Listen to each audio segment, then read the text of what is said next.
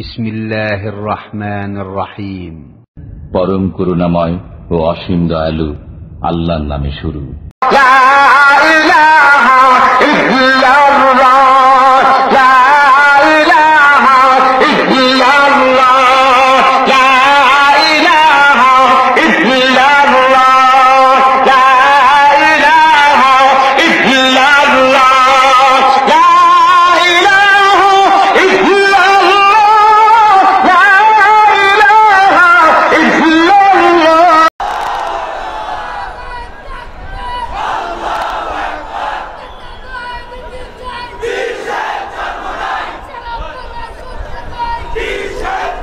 السلام عليكم ورحمة الله وبركاته.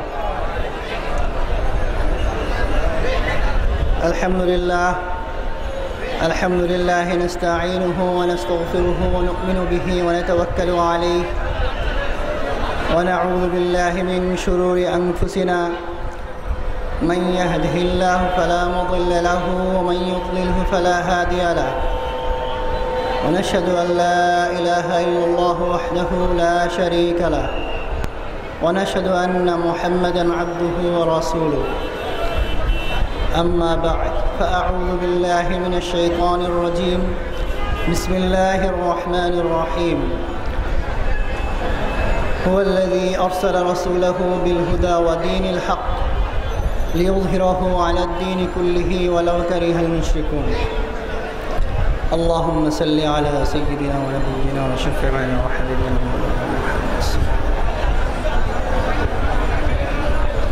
اللهم صل على سيدنا ونبينا وشفيعنا وحبيبنا مولانا محمد صلى الله عليه وعلى آله وأصحابه وسلم. اللهم صل على سيدنا ونبينا وشفيعنا وحبيبنا مولانا محمد صلى الله عليه وعلى آله وأصحابه وسلم. আল্লাহ পাকের দরবারে লাখো কোটি শুকরিয়া, আল্লাহ পাকের দরবারে লাখো কোটি সুযোগ। মহান রব্বুল আলামিন আমাদেরকে দুনিয়াবি বিভিন্ন ধরনের মাশগালা থেকে ফারিক করে দ্বীনি মজলিসে দ্বীনি আলোচনা করা এবং শোনার তৌফিক দান করছেন, সেজন্য সকলে শুকরিয়া আদায় করে বলি আলহামদুলিল্লাহ।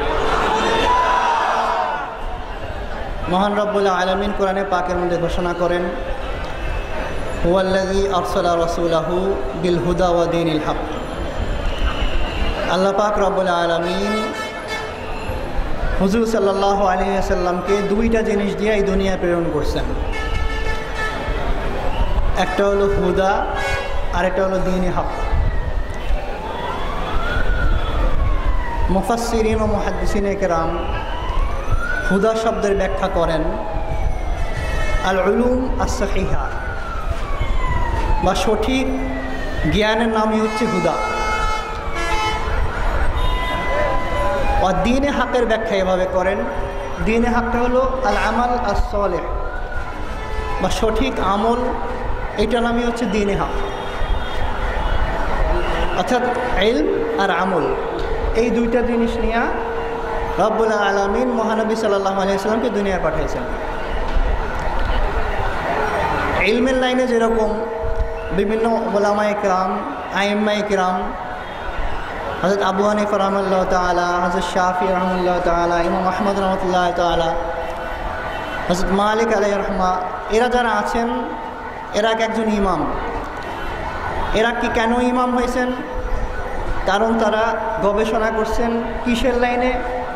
ইলমের লাইনে, মাসাইল ইস্তেমবাদ করার লাইনে এরা গবেষণা করছেন, একটা পথ বের করছেন মানুষের জন্য, এই জন্য তারা ইমাম হয়ে গেছেন। তেমনিভাবে আমলের লাইনেও গবেষক আছে। কিভাবে আমল সঠিকভাবে করা যাবে কোরআন হাদিস থেকে বের করছেন তারা। কিভাবে সহজভাবে করা যায়, অল্প সময় বেশি আমল করা যায় ইত্যাদি নিয়ে যারা গবেষণা করছেন এরা হলেন সুফিয়া কেরাম। এই সুফিদের সাধনা যখন ইলম অনুযায়ী হবে, অর্থাৎ কোরআন ও হাদিস অনুযায়ী হবে, তখন তাদের এই গবেষণাটা আল্লাহ তার কাছ থেকে পুরস্কৃত হবে। আর যারা এই লাইনে মেহনত করতে গিয়া কোরআন হাদিসের মানহাজের বাইরে গিয়ে কাজ করছেন, তাদেরকে আল্লাহ তাআলার কাছে কি হবে? নিন্দিত হবে। বহরহাল যা বলছিলাম যে আল্লাহ তাআলা দ্বীনে হক এবং হুদা অর্থাৎ আমল আর এলেম দিয়ে পাঠাইছেন। আর এলেমের মাম্বা বা মাখরাজ হচ্ছে কোরআন। সমস্ত এলেমের গোড়া কোথায়? কোরআনের মধ্যে।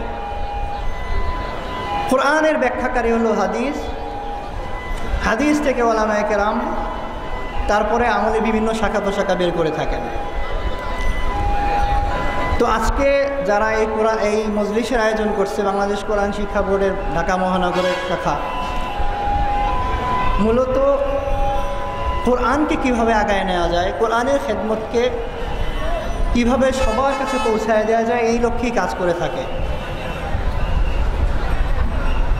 তো আমরা যারা আছি এখানে, আমাদের সকলের উচিত হবে যারা মুসলমান হয়েছি, কোরআনকে কিভাবে সবাই দরজায় দরজায় পৌঁছায় দেওয়া যায় এই জন্য মেহনত করা। আমি কি ঠিক বললাম? কারণ এই কোরআনকে সবার কাছে পৌঁছায় দেওয়ার দায়িত্ব আল্লাহ তাআলা আল্লাহর হাবিব সাল্লাল্লাহু আলাইহি সাল্লামের কাছে ন্যস্ত করেছিলেন। আর এই উম্মতে মুহাম্মাদি শুধুমাত্র নিজেদের কাজের জন্যই দায়িত্ববান নয়, বরং আম্বিয়ায়ে কেরাম হুজুর সাল্লাল্লাহু আলাইহি ওয়াসাল্লাম এবং সাহাবায়ে কেরাম যে কাজ করে গেছেন, এইটা কাজ জারি রাখাও আমাদের দায়িত্ব। সেই দায়িত্ব হিসাবে কোরআনের খেদমতটা আঞ্জাম দেওয়া, মানুষের দ্বারে দ্বারে কোরআনকে পৌঁছায় দেওয়ার দায়িত্ব আমাদের ঘাড়েই আসছে। আফসোসের বিষয়, দুঃখের বিষয়, আমরা যারা মুসলমান, বেশিরভাগই তো আমার বাবা মা মুসলমান বলেই মুসলমান হয়েছে। কয়জন দিনকে বুঝে তারপর আমল করে থাকি। কোরআনের ক্ষেত্রেও একই কথা। কোরআন যে আল্লাহ তাআলার পক্ষ থেকেই পাঠানো কিতাব, এই নিয়েও আমাদের মধ্যে বিশ্বাসটা হলো বংশীয় ক্রমে আসে, নিজের বুঝের মাধ্যমে নয়। কিন্তু যারা আপনাদেরকে আল্লাহ তাআলা এই মজলিসে নিয়ে আসছেন, নিশ্চয়ই আরও মানুষও তো আছে, সবাই তো আসার তৌফিক পায় নাই। আল্লাহ তাআলা আমাদেরকে বুঝ দান করুক, আমাদেরকেও বুঝ দান করুক। এই কোরআনই একমাত্র জীবন বিধান, আল্লাহ তাআলার পক্ষ থেকে পাঠানো একমাত্র নুমায়েন্দা বা পথপ্রদর্শক হলো এই কোরআন।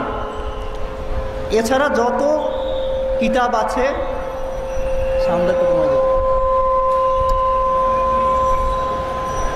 এছাড়া যত আসমানি কিতাবগুলো আছে, যেমন তাওরাত আছে, ইনজিল আছে, এগুলো সব আজিজ কোরআনের কাছে। কারণ বর্তমানে কোরআন ছাড়া অন্য সকল কুতুবগুলোই তাহরিফ হয়ে গেছে, মানে বিকৃত হয়ে গেছে। যেমন উদাহরণস্বরূপ দেই, তাওরাতের মধ্যে হযরত ইউসুফ আলাইহিস সালামের ঘটনা যেভাবে বর্ণনা করা হয়েছে, ইউসুফ আলাইহিস সালাম, জুলাইখা, এই দুজনের কাহিনী কি একটা প্রেম কাহিনী ছাড়া আর কিছুই বর্ণনা করা হয় নাই। এগুলো তাওরাতের কথা। কিন্তু কোরআন কি করছে?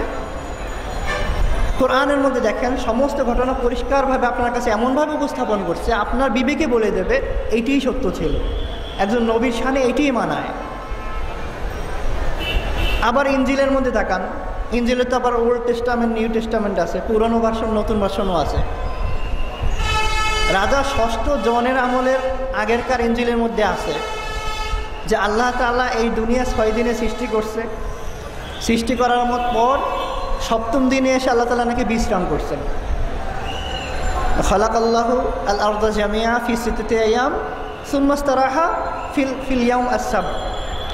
সপ্তম দিনে এসে নাকি আল্লাহ তাআলা বিশ্রাম করছেন, এরকম কথা ইনজিলের মধ্যে ছিল এক সময়, যেটাকে আমরা বাইবেল বলে চিনি।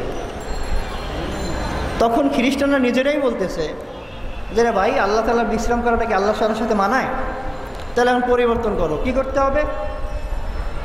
বলছে আল্লাহ তাআলা বিভিন্ন রকম ব্যাখ্যা দিয়েছে, দেওয়ার পরে আসলে সবাই পরিষ্কারভাবেই বুঝতে পারবে যে এটা মন গড়া, মানুষের আকল থেকে বের হওয়া কিছু ব্যাখ্যা মাত্র। অথচ আল্লাহ তাআলা কি বলেন? যে আল্লাহ তাআলা এই দুনিয়াকে সৃষ্টি করছেন ওমা ফিহা, যা কিছু আছে দুনিয়ার মধ্যে, ওমা মাসসানা মিন লুগুব, 6 দিনে সৃষ্টি করছেন এবং কোনো ধরনের ক্লান্তি আল্লাহ তাআলাকে স্পর্শ করে নাই। এটাই তো আল্লাহ তাআলার শান। অথচ বাইবেলের মধ্যে বলা হয়েছিল কি বিশ্রাম করছে, এবং পরে পরিবর্তন করছে। রাজা ষষ্ঠ জনের আমলের পরে এটা পরিবর্তন করা হয়েছে। তার মানে হলো আল্লাহ তাআলার পথ নুমায়েন্দা হিসাবে এই কোরআন ছাড়া আর কোনো কিতাব বাকি নাই। এরকম হাজারো উদাহরণ দেওয়া যাবে যে কোরআন ছাড়া অন্য কোনো কিছুই আল্লাহ তাআলার নুমাইন্দা হিসেবে আর বাকি নাই। আর আল্লাহ তাআলাই কোরআন নাযিল করছে কার উপরে? এমন এক ব্যক্তির কাছে যার অক্ষর জ্ঞান ছিল না, যে ব্যক্তি উম্মি ছিলেন।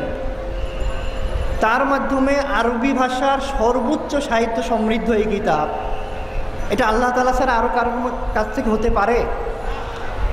এইভাবে একটু চিন্তা করবেন। চিন্তা করলে নিজের মধ্যে কোরআনের গুরুত্ব অনুভূত হবে। আর এটাই যখন হবে তখন আপনার দ্বারা আল্লাহ তাআলা কোরআনের খেদমত নেবেন। তো আমি মূলত এই কথা বলার জন্যই আসছি যে কোরআন বোঝেন, অন্যকে বোঝানোর জন্য মেহনত করেন। আল্লাহ তাআলা আমাদের সকলকে কোরআন বোঝা, তার উপরে আমল করা এবং মানুষের কাছে এটা তাবলীগ করার তৌফিক দান করেন। আর বাংলাদেশ কোরআন শিক্ষা বোর্ডের জন্য বিশেষভাবে দোয়া করবেন। এর সাথে যারা জড়িত আছেন তাদের জন্য দোয়া করবেন, আল্লাহ তাআলা তাদের মধ্যে হিম্মত ও খুলুসিয়ত পয়দা করে দেন। ঢাকা মহানগর শাখা যারা আছেন এদেরকে আরও বেশি মেহনত করার, আরও বেশি খুলুসিয়তের সাথে কাজ করার তৌফিক দান করেন। আর সাথে সাথে আমার জন্য দোয়া করবেন, আমি আপনার জন্য দোয়া করি। আসসালামু আলাইকুম ওয়া রাহমাতুল্লাহ।